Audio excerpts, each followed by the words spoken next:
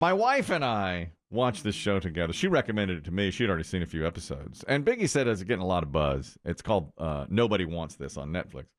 And my wife says, the only problem I have with the show is Kristen Bell is too old to play the part. She's 44. They're both 44. The actors? Yeah. I think they're both really playing like 34. That's what it seemed like to me. But they're 44 in real life. I looked them up. But I bet you did. Does she look? She looked good. As I say, if she looks in her 30s. Well, I said to my wife, I think she looks pretty young. And my wife said, oh, yeah, she's had plenty of work done. I don't think she has. I don't know. I don't think she's not one that normally strikes me as a work girl. I don't know. But so many people are plumped and filled. That's not considered work anymore. My wife considers it work. I'll say this. I think my wife, she goes, she's had so many needles jabbed in her, you wouldn't believe it. She never strikes me as She's like a pincushion. I don't know. I'm enjoying the show. I like the show. Before I watched it yesterday, as I was like fumbling for it, they were, you know how I do. I don't know. Mm-hmm. I got the remote in my hand. They started playing a clip from Ellen's Netflix special. This is all stand-up. Yes, all stand-up. And I said, you know what? I think I'm starting to like Ellen again. I really think she's a good stand-up comedian. I have a little piece from her from that, which maybe we'll get to in a moment. But she's basically making fun of the fact that she was the nicest person in Hollywood, then became the meanest, nastiest person in Hollywood. And I thought, okay, Ellen's got it together. She's doing pretty well. It's an interesting recovery arc because a lot of times when you do that to celebs, they don't come back. I know. Exhibit A, Will Smith. You're right. All he needs is a Netflix special and he'll be right back on. Well, you're right. The Will Smith maybe list. that's right. Well, Bad Boys was a big hit. It was the latest one. But that's not Kelly's material. No, I don't think that. No, He's talking about with me personally. Oh, yeah, that's true. He's got to sneak into me. He's got to sneak in with a. I mean, I would never have seen Ellen except I was fumbling to try to find my show and couldn't. And Netflix will put all of a sudden something will start playing. And I was like, oh, there's Ellen, and that's pretty good. I liked what she was doing there. One other thing about what they snuck in. They've given this show with Adam Brody and Kristen Bell a second season. And yesterday, I saw the final episode of the first season. I finished it. And at the end, before the credits came up, a thing came up on the screen that said, great news, there will be a second season, exclamation point. I was like, okay. They told me that, right as it had been announced. I think they just got it a couple of days ago. I figured there would be because I think it's a hit. Biggie was telling me it's a hit. So that means no resolution, it appears. No, there was no resolution. I mean, to an outside observer who's not seen an episode. No, there wasn't. It ended on a big cliffhanger. So it makes sense that there would be. But then it just told me, great news, you're going to get a second season. How many years? That's the question, isn't it? Yeah, you never know with the streaming shows. I hope that it's, a year or less. But if it's 2 or 3 years, I'll forget about it. Case in point, Yellowstone. I love that show. I haven't seen an episode in that show in probably 2.5 years. Because they had all the contract stuff with Kevin Costner and everything. And I just don't even know if I'll go back to it. And I really like the show. I'll have to pick that back up. I can't even remember what was going on in Yellowstone. Weren't you and Biggie going to move out west? Yeah, we were going to go to Montana. Mm-hmm. Start ranching or something? Yes, we were going to ranch in Montana. I'm going to need, shows do recaps. They better. I'm going to need, a 15-minute recap of everything that's happened and where we are. I think I remember. But, I remember some of it, but it's been so long. It has. And this show, I'll tell you the good thing about this show, Nobody Wants This, is the episodes are 20 to 30 minutes. They're very quick, real light. Mm-hmm. And I'll say this for a romantic comedy, it never goes where I think it's going to go. All those, like you think, well, there'll be something to break them up here or something.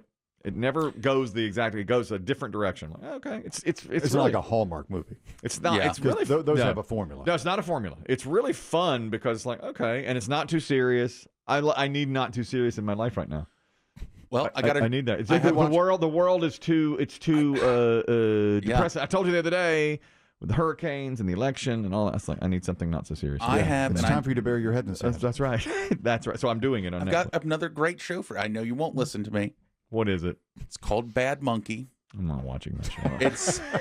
You are missing out. With a title like Bad Monkey, I'm big not boy watching section that to watch that. It's on Apple TV Plus.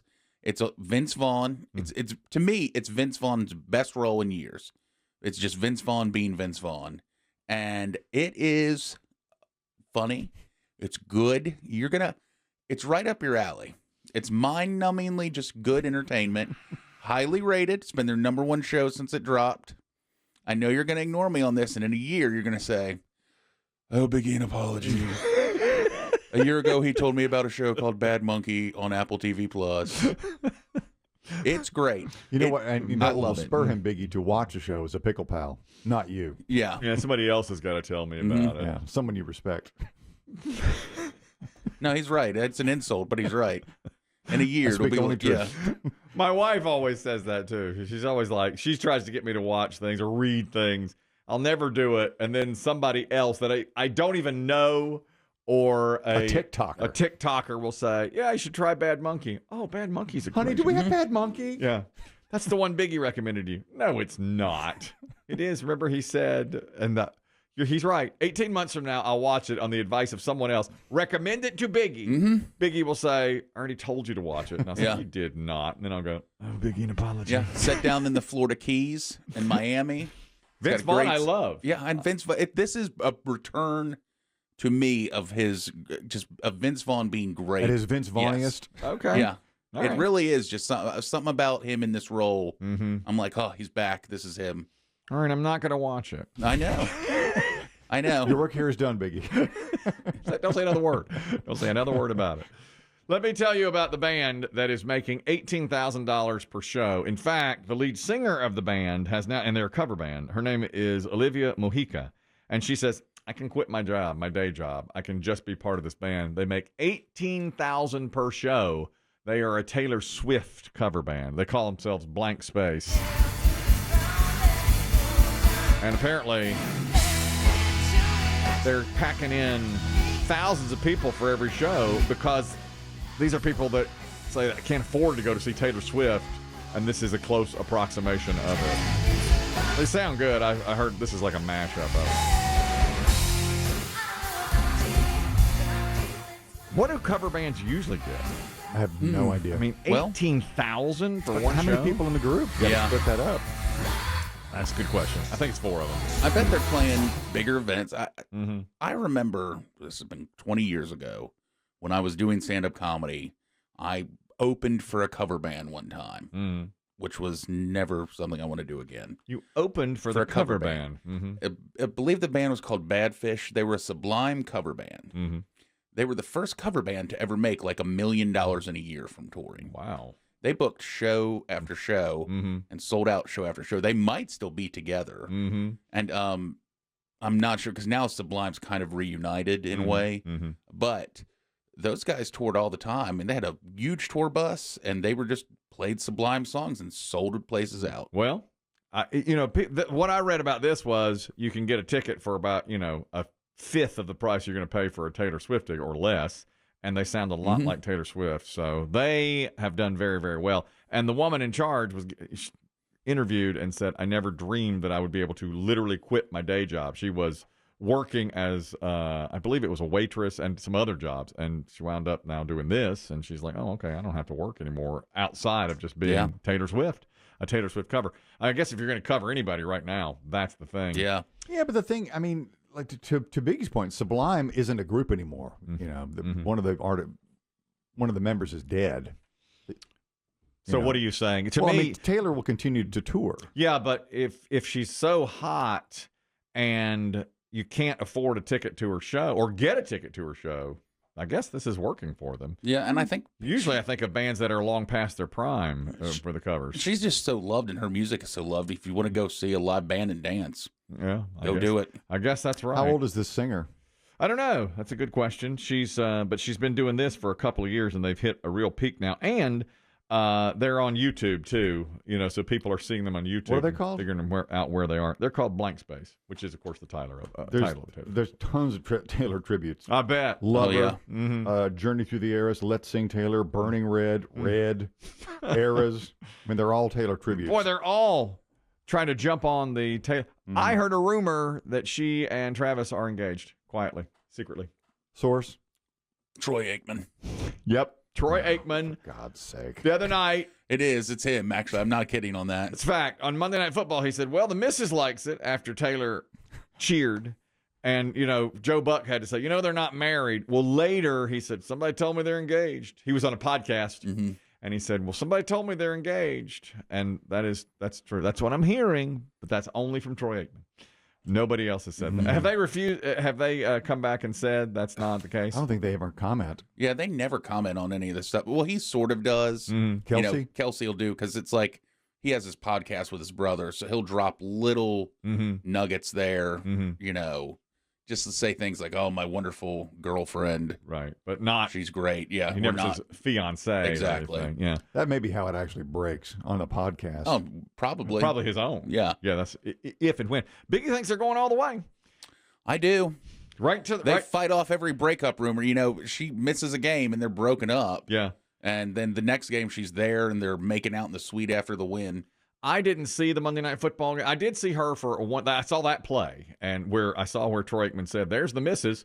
Well, apparently she was wearing some glitter freckles, and the glitter freckles sales have gone up 2,500% since she was shown with them. They can't keep up. They showed this. It's just this woman who started this company, and there's video of her crying.